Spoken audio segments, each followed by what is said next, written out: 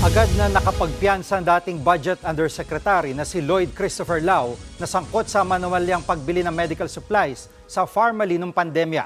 Nagbabalik si Gio Robles. Nahuli pero nakalaya rin agad ang dating Budget Undersecretary at Officer in Charge ng Procurement Service ng Department of Budget and Management na si Lloyd Christopher Lau. Naaresto ng PNP Criminal Investigation and Detection Group sa Davao City si Lau magtatanghali kahapon. Nakita namin pumasok yung asawa niya. Dumiretso sila sa court. But along the way, pagkagaling nila doon sa court, paglabas nila, doon na natin nakuha. Pansamantalang kinulong si Lau at isinailalim sa booking procedure sa tanggapan ng CIDG Davao Region. Pero nakapagpiyansa rin agad ng 70,000 piso kinahapunan. Agosto nang kasuhan ng graft ng Sandigan Bayan si Lau at si dating Health Secretary Francisco Duque III. Dahil ito sa maanumalyang pagbili ng medical supplies noong COVID-19 pandemic. 41 billion pesos na pondo ng DOH ang iligal na inilipat sa PSDBM noong 2020.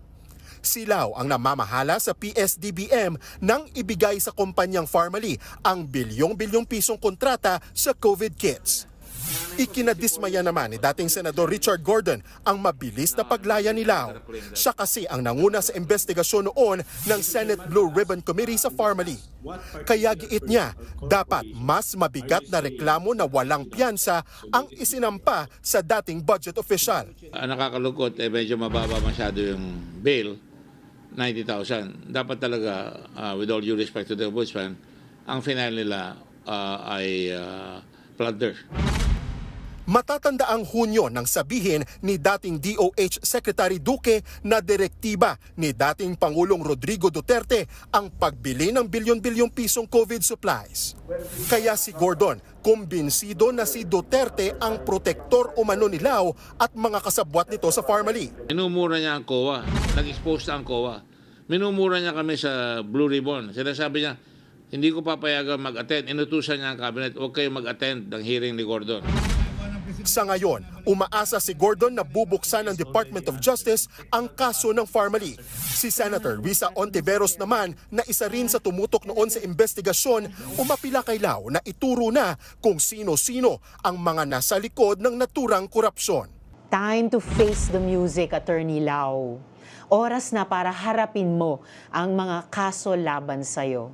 Aminin na rin sana kung sino nga ba ang mga big boss na may pakana at nakinabang sa korupsyon sa bilyong-bilyong COVID-19 funds.